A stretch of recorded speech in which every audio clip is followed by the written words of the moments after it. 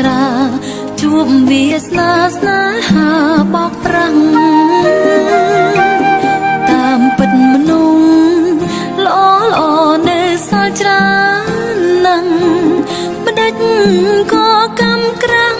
ស្នេហ៍មនុស្សម្នាក់ដែលគ្មានបែងដូងស្រឡាញ់ខ្លាំងប៉ុណ្ណាទៅព្រាមរាស្មងស្រីម្នាក់นิ่งលះបង់ទាំងអង្គនៅ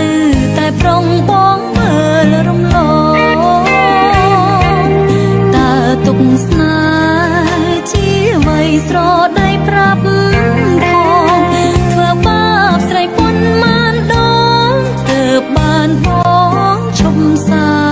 វាដូចពាក្យគេថាបេះដូងមានកម្មឈឺចាប់ជាប្រចាំព្រោះតែរឿងស្នេហា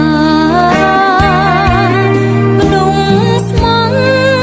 បែរជាអូនមិនត្រូវការស៊ូហូរទឹកនេត្រាស្រវាស្នេហាខុសផ្លូវស្រីយំបងគិតថានាងទុនជ្រាយឬ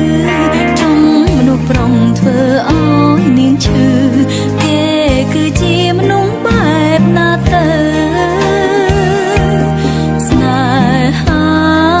ធ្វើឲ្យមនុស្សលែងដឹងខំត្រូវបើថ្ងៃមួយអូនឃ្លាតទៅសូមបងនៅចងចាំអូនផង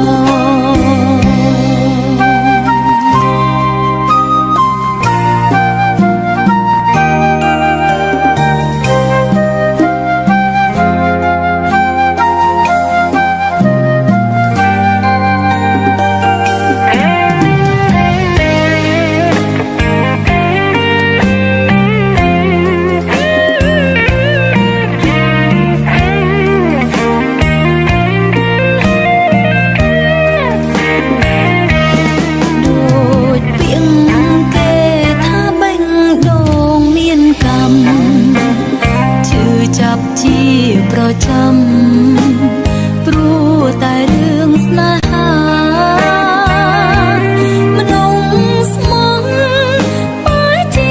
អូនមិនត្រូវការស៊ូហូរទឹកនេត្រាស្រវាស្នេហាខុសផ្លូ